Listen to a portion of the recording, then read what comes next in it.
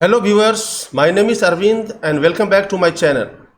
Today I am here with another very important chapter of English grammar, that is error detection based on subject verb agreement. जैसा कि आप सब जानते होंगे कि सब्जेक्ट वर्ब एग्रीमेंट एक बहुत ही इंपॉर्टेंट चैप्टर है। यानी अगर कोई सेंटेंस है उसमें सब्जेक्ट और verb in number and person agree नहीं करता है तो वह सेंटेंस गलत हो जाता है, दैट सेंटेंस बिकम्स इनकरेक्ट। तो जब सब्जेक्ट सिंगुलर है तो वर्ब भी सिंगुलर होगा और सब्जेक्ट अगर प्लूरल है तो वर्ब भी प्लूरल होगा। यह तो एक ट्रिक है जो बहुत ही इंपॉर्टेंट है। Singular subject singular verb and plural subject plural verb, that is called SSPP। लेकिन समस्या आती है स्टूडेंट्स के लिए कि सब्जेक्ट सेंटेंस का सब्जेक्ट कौन सा है और उस सब्जेक्ट का नंबर और पर्सन कौन सा है, यानी वह सब्जेक्ट सिंगुलर है या प्लूरल है, इसको जानना बहुत ज़रूरी है। तो चलिए आइए इस एरर डिटेक्शन के माध्यम से मैं आपको बताऊंगा कि कौन कौन से रूल्स हैं सब्जेक्ट वर्ब एग्रीमेंट के, और उस रूल के तहत हम ये भी जानेंगे सेंटेंस का सब्जेक्ट जब सिंगुलर होता है तो वर्ब हम कौन सा यूज़ करेंगे और प्लूरल होता है तो वर्ब हम कौन सा यूज़ करेंगे। चलिए आइए शुरू करते हैं। आपके सामने है question number 1। 2 miles beyond that pasture was seen hundreds of cattle including some lambs। अब जब सब्जेक्ट वर्ब एग्रीमेंट की हम बात कर रहे हैं तो हमें सबसे पहले ढूंढना है कि सब्जेक्ट सेंटेंस का सब्जेक्ट क्या है। तो सेंटेंस का सब्जेक्ट है 2 miles beyond that pasture, it cannot be the subject of the sentence। यह वेयर का आंसर देता है या कहाँ का आंसर देता है, यानी यह है adverb, that is adverb of place. So my dear students, आपने इन्वर्जन के रूल में पढ़ा होगा कि जब कभी भी किसी सेंटेंस के शुरू में एडवर्ब ऑफ प्लेस आ जाता है तो वह सेंटेंस इन्वर्जन में चला जाता है, यानी उस सेंटेंस का जो फॉर्म होता है वह इंट्रोगेटिव फॉर्म होता है, यानी जो हेल्पिंग वर्ब है वह सब्जेक्ट से पहले आता है। सो इस तरह से इस सेंटेंस का जो सब्जेक्ट होगा वह होगा hundreds of cattle. So hundreds of cattle इस सेंटेंस का सब्जेक्ट है। 2 miles beyond that pasture is not the subject of the sentence because that is an adverb phrase, और adverb phrase यानी adverb of place है तो वह sentence का subject हो ही नहीं सकता, क्योंकि सेंटेंस का सब्जेक्ट या तो सिर्फ नाउन होता है या फिर प्रोनाउन होता है।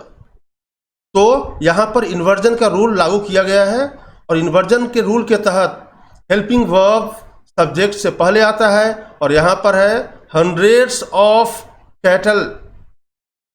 Hundreds of cattle is the subject और वह सब्जेक्ट प्लूरल है, इसलिए माय डियर स्टूडेंट्स यहाँ वर्ब भी प्लूरल होगा। सो यहाँ पर वाज की जगह पर वर होगा, यानी पार्ट बी में एरर है। So error part is B.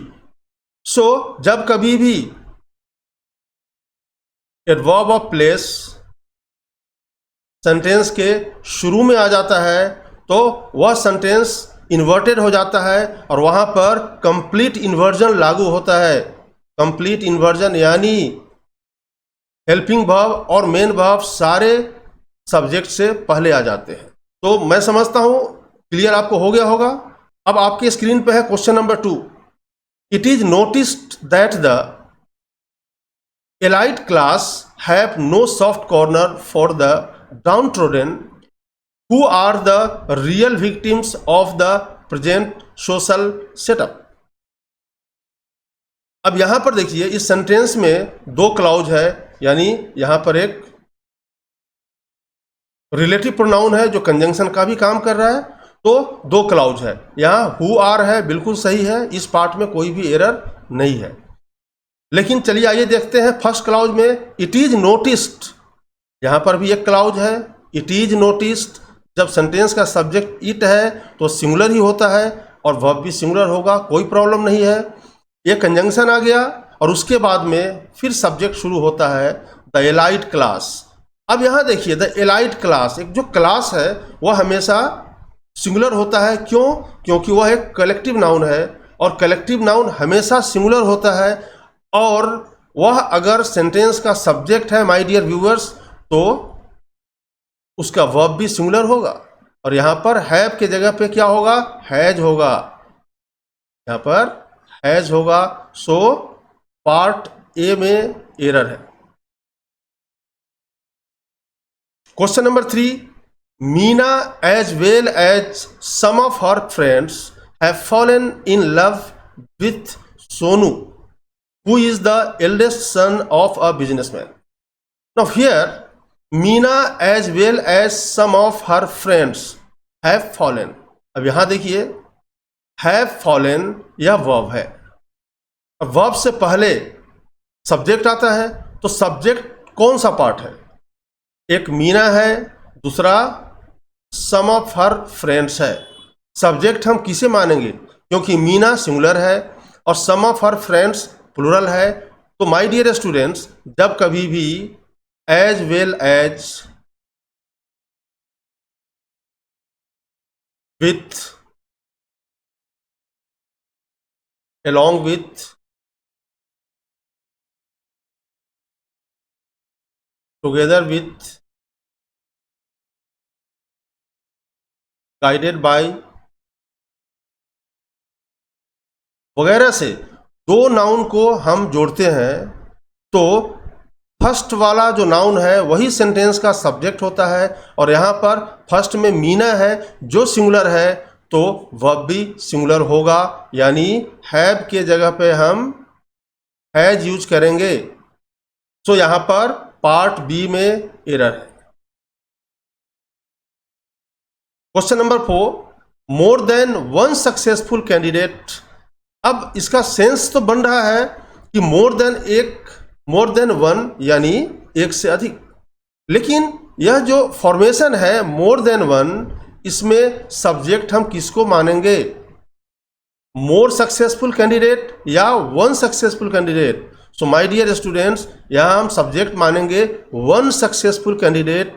और यह सिंगुलर है तो वर्ब भी सिंगुलर होगा। यानी यहां पर हैव के जगह पे हैज होगा। यहां जो रूल है more than one plus singular noun plus singular verb. लेकिन अगर होता कि more successful candidate than one, तो वर्ब होता प्लूरल। यानी दो फॉर्मेशन है, एक है more than one plus singular noun, यानी more than one student, more than one बोतल, more than one city, more than one country. तो उसके बाद जो वर्ब आएगा वह सिंगुलर होगा। लेकिन अगर है more students than one, more countries than one, more cities than one, more pens than one, तो वहां पर मोर के बाद जो नाउन आएगा वह प्लूरल होगा और उसके बाद देन वन आएगा। और यहां पर हम सब्जेक्ट मोर सक्सेसफुल कैंडिडेट्स यानी मोर के ठीक बाद आने वाला जो नाउन है वो प्लूरल में होगा और उसी को सब्जेक्ट मानेंगे और वर्ब भी प्लूरल होगा। चलिए आइए फटाफट बढ़ते हैं आगे क्वेश्चन नंबर 5 की तरफ। Is there any difficulties in disposing of this gorgeous building built on such a spacious and beautiful campus? Is there any यानी यह इंट्रोगेटिव सेंटेंस,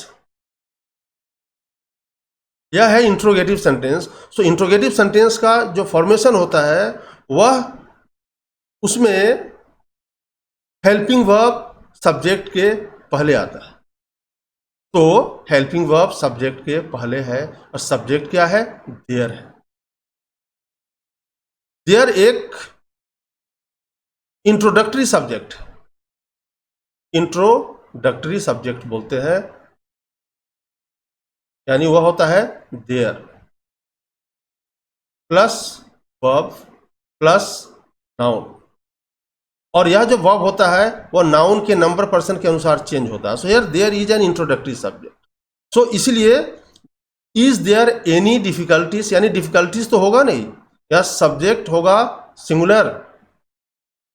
एनी आ गया तो एनी आ गया यानी सिंगुलर सब्जेक्ट होगा। सो यहाँ पर डिफिकल्टीज के जगह पे डिफिकल्टी होगा। सब्जेक्ट वर्ब एग्रीमेंट में यह कोई जरूरी नहीं है कि सिर्फ आप वर्ब को ही करेक्ट करेंगे, वहां पर नाउन या प्रोनाउन यानी सब्जेक्ट को भी आप करेक्ट करके सेंटेंस को सही कर सकते हैं। तो यहाँ पर डिफिकल्टीज के जगह पे डिफिकल्टी होगा।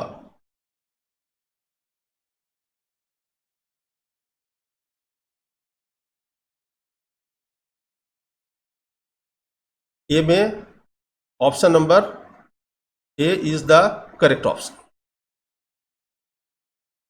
Question number 6, the leader as well as his followers were fatally injured in the train accident which occurred last night near this railway crossing।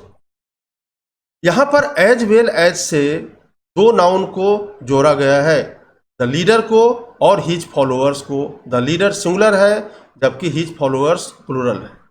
जैसा कि मैं ऑलरेडी समझा चुका हूं आप सबको, एज वेल एज से जब भी हम दो नाउन को जोड़ेंगे तो पहला नाउन हिज सेंटेंस का सब्जेक्ट होगा और जो first noun is the leader which is singular in number, so the verb must be singular. यहां पर वर्ब के जगह पे हम वॉच करेंगे। Question number 7, the request of the workers union that. अब यहां पर the request of the workers union, इसको हम डिवाइड करते हैं। एक तो ये पार्ट है, फिर आ गया कंजंक्शन, और फिर आ गया दियर वेजेस। दूसरा क्लाउज शुरू हो गया, दियर वेजेस शुड बी इंक्रीज्ड, या एक कंप्लीट क्लाउज है, दियर वेजेस शुड बी इंक्रीज्ड। इस पार्ट में कोई भी एरर नहीं है। और उसके बाद फिर वर्ब शुरू हो जाता है, यानी यह जो वर्ब है वह इस पार्ट का है। The request of the workers union were supported by a vast majority। अब यहां पर the request of the workers union में सब्जेक्ट क्या है? My dear students, हमेशा जब आप दो या दो से अधिक वर्ड्स वाले पार्ट को देखते हो तो उसमें आपको सब्जेक्ट ढूंढने में परेशानी होती होगी। तो सब्जेक्ट क्या होता है? हमेशा प्रीपोजिशन से पहले आने वाले वर्ड को ही हम सब्जेक्ट मानेंगे। यहाँ पर ऑफ प्रीपोजिशन है तो सब्जेक्ट हो गया द रिक्वेस्ट, और द रिक्वेस्ट एक एब्स्ट्रैक्ट नाउन है और एब्स्ट्रैक्ट नाउन हमेशा सिंगुलर होता है, इसलिए यहाँ वर्ब भी सिंगुलर होगा यानी वॉज होगा।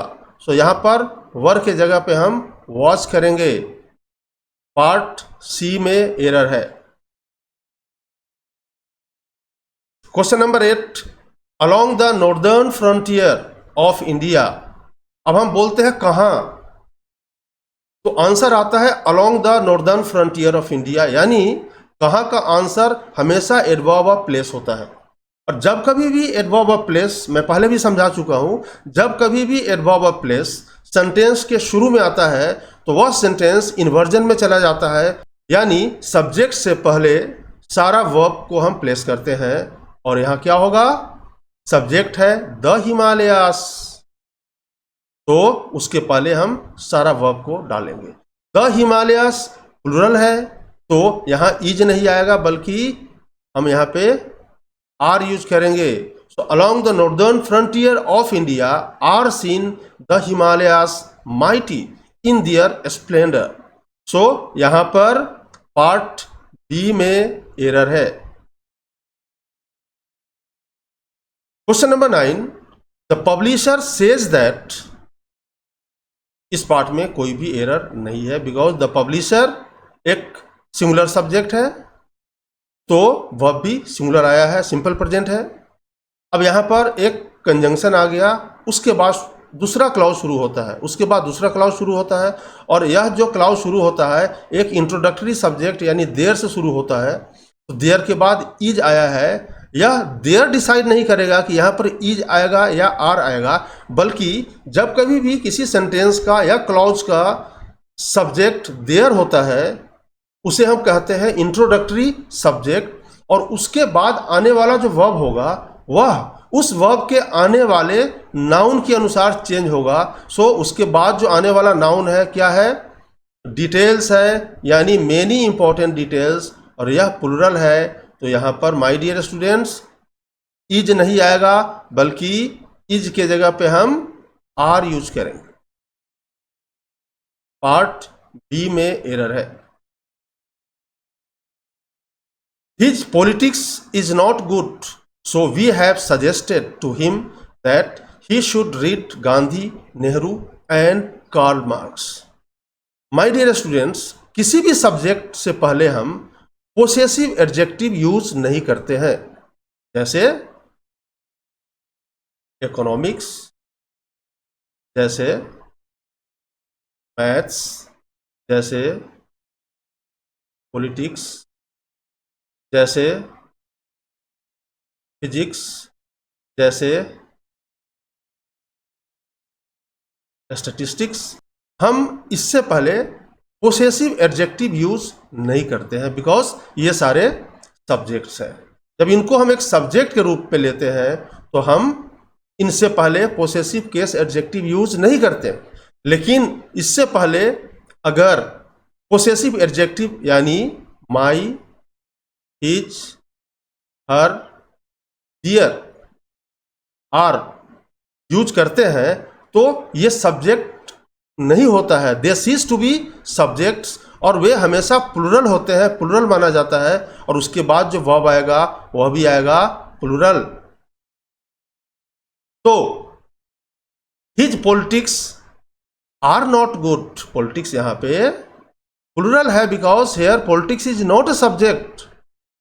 बल्कि जब हम बोलते हैं हिज पॉलिटिक्स, इसका मतलब है कि पॉलिटिक्स के फील्ड में उसकी एप्टीट्यूड, इसका मतलब होता है his aptitude in the field of politics. Here the word politics is not a subject, तो उससे पहले हम हिज यूज कर सकते हैं, और यहाँ पर पॉलिटिक्स हमेशा प्लुरल होगा, इसलिए इज के जगह पे हम आर यूज करेंगे। माय डियर स्टूडेंट्स, जैसे हम यूज करते हैं माई मैथमेटिक्स, माई मैथ्स आर, क्योंकि यहाँ पर कैलकुलेशन की बात करते हैं। माई स्टैटिस्टिक्स आर, यहाँ पर हम स्टैटिस्टिक्स एक सब्जेक्ट नहीं है, यहाँ पर मैथ्स एक सब्जेक्ट नहीं है, तो हम उससे पहले पोसेसिव केस एडजेक्टिव यूज कर सकते हैं, और फिर उसके बाद जो वर्ब आएगा वह हमेशा प्लुरल होगा। Question number 11, just outside the hotel where. जब मैं आपसे पूछता हूं वेयर, तो आप क्या बोलेंगे? होटल के ठीक बाहर, यानी कहां का answer is just outside the hotel, और यह एक एडवर्ब ऑफ प्लेस है, सेंटेंस के शुरू में है, तो वह सेंटेंस इन्वर्टेड होगा। तो यहां पर इज आया है किससे पहले? सब्जेक्ट से पहले। सब्जेक्ट क्या है? Two bars. अब टू बार्स है, यह प्लुरल है, और यहां जो वर्ब आएगा वह भी प्लुरल होगा, और यहां पर इज के जगह पे हम आर यूज करेंगे। माय डियर स्टूडेंट्स, अगर आपको द रूल्स ऑफ इन्वर्जन में कोई भी प्रॉब्लम है, please go to my playlist, explore my playlist, and you will find 3 videos on inversion, और आपका सारा डाउट क्लियर हो जाएगा। We should not forget that we have a right to criticise, but at the same time each of us, यहां देखिए we shouldn't forget, यहां पर subject we है, उसके बाद कोई भी मॉडल यूज कर सकते हैं, और मॉडल के बाद हमेशा वर्ब का फर्स्ट फॉर्म होता है, बिल्कुल सही है। देन कंजंक्शन आ गया, कंजंक्शन के बाद दूसरा क्लाउज शुरू हो रहा है। वी हैव, यहां पर हैव पोजीशन के लिए यूज किया गया है, बिल्कुल सही है। So we have a right to criticise, यहां फिर दूसरा कंजंक्शन आ गया, but at the same time each of us, यहां पर सब्जेक्ट आ गया, each of us, each of us यहां पर सब्जेक्ट का पार्ट है, लेकिन यहां पर हम सब्जेक्ट किसे मानेंगे? माय डियर स्टूडेंट्स, जो प्रीपोजिशन है उसके ठीक पहले आने वाला जो वर्ड है उसको सब्जेक्ट मानेंगे। यहाँ पर ऑफ आया है जो प्रीपोजिशन है, और उसके ठीक पहले आने वाला जो वर्ड है वह है इच, और इसे हम डिस्ट्रीब्यूटिव प्रोनाउन कहते हैं। प्रोनाउन, और वह सब्जेक्ट का काम करता है और वह हमेशा सिंगुलर होता है। तो उसके बाद जो वर्ब आएगा वह भी सिंगुलर होगा। यहाँ पर हैव यूज किया गया है, सो यहाँ पर हैव के जगह पे हम हैज यूज करेंगे। एरर पार्ट सी में है। क्वेश्चन नंबर 13 पे आते हैं। Her pugnacious daughter always do something. जब हम ऑलवेज की बात करते हैं माय डियर व्यूअर्स, तो वह हमेशा या तो सिंपल प्रेजेंट में होगा या सिंपल पास्ट में होगा, क्योंकि ऑलवेज एक एडवर्ब ऑफ फ्रीक्वेंसी है, और एडवर्ब ऑफ फ्रीक्वेंसी हम तब यूज करते हैं जब कोई एक्शन बार बार होता है। तो जब सिंपल प्रेजेंट है, सिंपल प्रेजेंट का रूल है कि अगर सब्जेक्ट सिंगुलर है तो वर्ब के साथ हम एस या एस यूज करके वर्ब को हम सिंगुलर बनाते हैं। और यहाँ पर हर पुग्नेशियस डॉटर एक सिंगुलर सब्जेक्ट है, तो वर्ब भी सिंगुलर होगा, यानी डू के जगह पर हम यहाँ यूज करेंगे डज। एरर है पार्ट ए में। Next question, one of the biggest industrial houses इन मुंबई। अब यहां है one of the biggest industrial houses.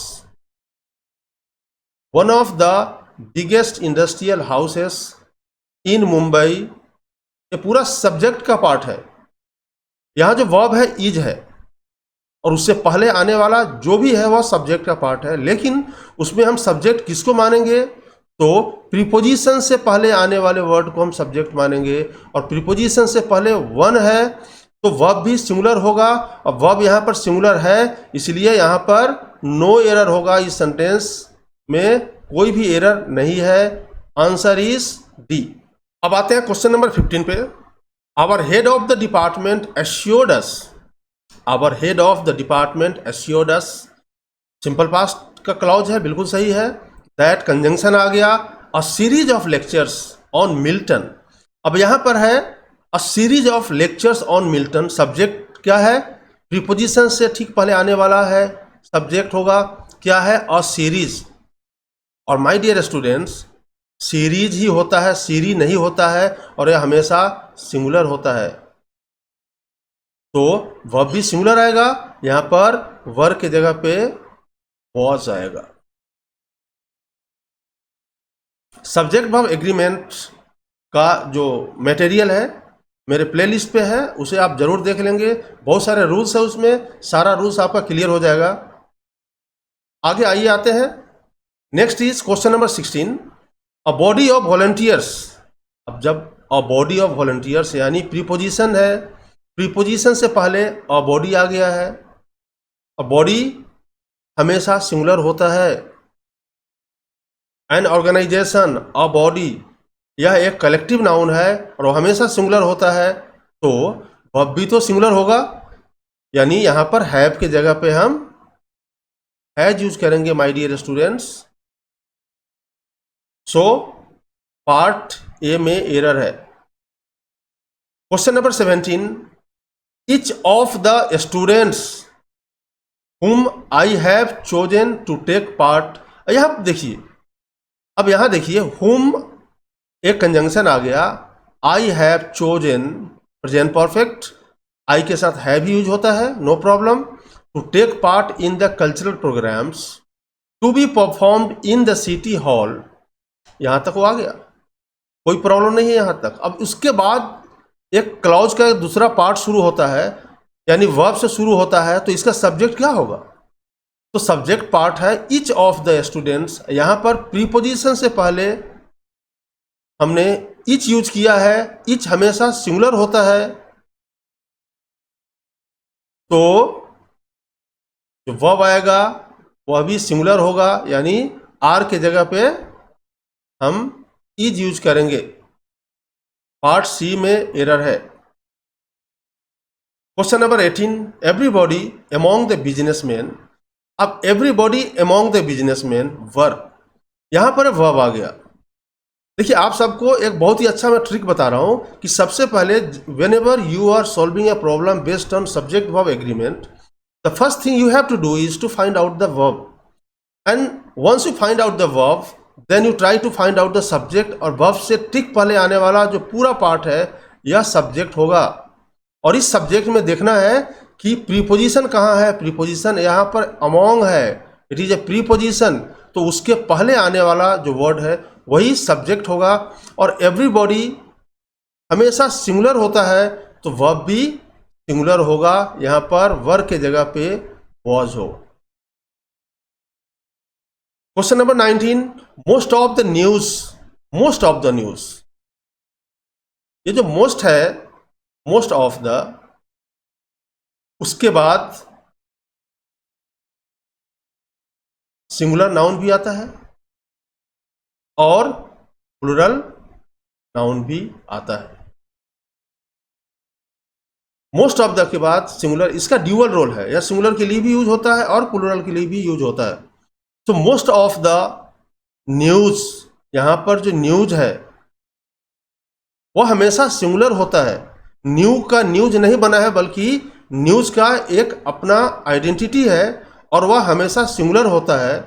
तो मोस्ट ऑफ द न्यूज यह सिंगुलर सब्जेक्ट है, तो वर्ब भी सिंगुलर ही होगा। Most of the news pertaining to the sudden demise of doctor Sen have been नहीं, बल्कि यहाँ पर माय डियर स्टूडेंट्स यहाँ पर होगा हैज बीन, यानी हैव बीन के जगह पे हैज बीन यूज करेंगे। यहाँ पर सी पार्ट में एरर है। Question number 20, although these buildings are in need of repair there have been much improvement in their appearance. Although conjunction से शुरू है, इसको बोलते हैं subordinating conjunction. Although these buildings plural subject है, आर भी प्लूरल है, पे कोई भी एरर नहीं है। बट आगे देखिए देयर शुरू हुआ है, ये दूसरा क्लाउज है, और देयर एक इंट्रोडक्टरी सब्जेक्ट होता है, और यह डिसाइड नहीं करेगा कि उसके बाद आने वाला वर्ब सिंगुलर होगा या प्लूरल होगा। डिसाइड कौन सा वर्ड करेगा? उसके बाद आने वाला नाउन, यानी इम्प्रूवमेंट एक एब्स्ट्रैक्ट नाउन है और वह हमेशा सिंगुलर होता है। तो अगर यह सिंगुलर है यह वर्ब भी सिंगुलर ही होगा।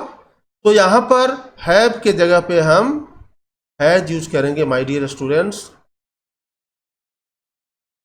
Option B is the correct option.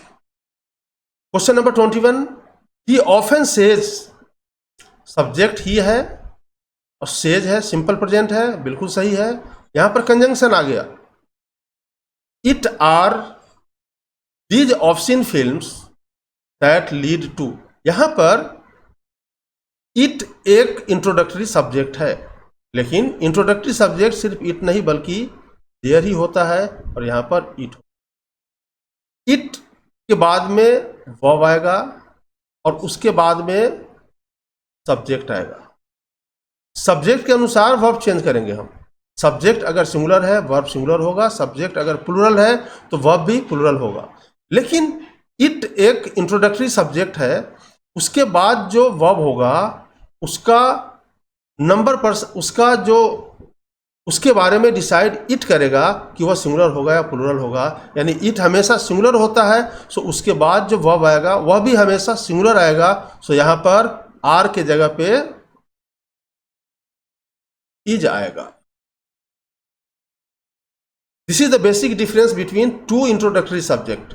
There के अनुसार वर्ब चेंज नहीं होता है, बल्कि उस वर्ब के बाद आने वाला जो नाउन है या प्रोनाउन है उसके अनुसार वर्ब चेंज होता है। लेकिन इट भी एक इंट्रोडक्टरी सब्जेक्ट है, वह डिसाइड करता है कि वर्ब सिंगुलर होगा या प्लूरल होगा। प्लूरल तो होगा नहीं क्योंकि इट हमेशा सिंगुलर होता है, तो वर्ब भी हमेशा सिंगुलर होगा। Question number 22, not only the doctor but also the nurses of this nursing home is very kind. अब यहां देखिए, not only but also, this is very important, either or, neither nor, ये correlative conjunctions है। इनके मदद से जब कभी भी हम दो नाउन्स या दो प्रोनाउंस को जोड़ते हैं तो वर्ब के सबसे नजदीक जो नाउन या प्रोनाउन है वही सेंटेंस का सब्जेक्ट होता है, यानी सेकेंड वाला नाउन या प्रोनाउन सेंटेंस का सब्जेक्ट होता है। तो यहां पर not only the doctor but also the nurses of this nursing home, यानी वर्ब के सबसे नजदीक कौन सा है? The nurses of this nursing home, यानी यह सब्जेक्ट होगा। या प्लूरल है तो यहां पर इज के जगह पे हम आर यूज करेंगे। ऑप्शन नंबर सी में प्रॉब्लम है। और दूसरा तरीका है इसको पहचानने का कि जब भी not only but also, either और, नाइदर नॉर से दो नाउन या दो प्रोनाउन जोड़ा जाता है तो सेकेंड वाले नाउन या प्रोनाउन को हम सेंटेंस का सब्जेक्ट मानते हैं। अगर वह सिंगुलर है तो वर्ब सिंगुलर होगा, और अगर वह प्लूरल है तो वर्ब भी प्लूरल होगा। Question number 23, there appears. अब यहां पर दिस इज वेरी इंपॉर्टेंट, और कई बार मैं इसे एक्सप्लेन कर चुका हूं कि introductory subject, there is an introductory subject, और देयर से शुरू होने वाला जो भी सेंटेंस है या क्लॉज है तो उसके अनुसार हम वर्ब चेंज नहीं करेंगे, बल्कि उस वर्ब के बाद आने वाला जो नाउन या प्रोनाउन है उसके अनुसार हम वर्ब चेंज करेंगे। और क्या है? फेसेस। कैसा फेसेस? न्यू या एडजेक्टिव है। A number of new faces, ये पूरा सब्जेक्ट का पार्ट है, और यह प्लूरल है तो यहां वर्ब भी प्लूरल ही होगा। और सिंपल प्रेजेंट में जब कभी भी वर्ब के साथ हम एस या ईएस जोड़ते हैं that verb becomes singular in number. So यहां पर अपीयर्स के जगह पे अपीयर होगा।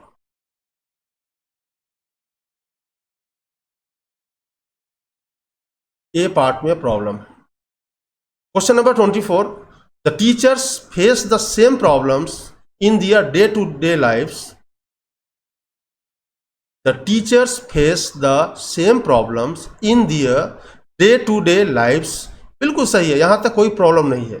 उसके बाद जब एज आ गया, एज का यूज हमने यहां पर क्यों किया है? एक ऑर्डिनरी मैन के लिए हमने किया है एज, और यह किया है तो हम क्या किए हैं? उसके बाद इन्वर्जन आ गया। इन्वर्जन में सब्जेक्ट से पहले हम वर्ब यूज करते हैं, और सब्जेक्ट एन ऑर्डिनरी मैन है जो सिंगुलर है तो यहां पर वर्ब भी सिंगुलर होगा सिंपल प्रेजेंट में, यानी डू के जगह पे हम यहां पर डज यूज करेंगे। एरर है पार्ट सी में। Question number 25, the man who cannot believe his senses. The man who cannot believe his senses, बिल्कुल सही है, यहां तक कोई प्रॉब्लम नहीं है। The man who cannot believe anything else, यहां तक भी कोई प्रॉब्लम नहीं है। और इस दोनों को एंड से जोड़ा गया है, यानी दो डिफरेंट तरह का व्यक्ति की बात हम कर रहे हैं। जब दो डिफरेंट तरह के व्यक्ति को हम एंड से जोड़ते हैं तो सब्जेक्ट प्लूरल हो जाता है, और यहां पर हम वर्ब सिंगुलर नहीं रखेंगे, बल्कि यहां पर इज के जगह पे हम आर यूज करेंगे। तो यहां पर सी पार्ट में एरर है। So my dear students, thank you very much. और मुझे उम्मीद है कि सब्जेक्ट वर्ब एग्रीमेंट से संबंधित बहुत सारे रूल्स क्लियर हो गया होगा, और इसके बाद भी जो वीडियोस आने वाले हैं based on subject verb agreement, उससे भी आपका सारा रूल क्लियर हो जाएगा। So thank you very much and stay tuned.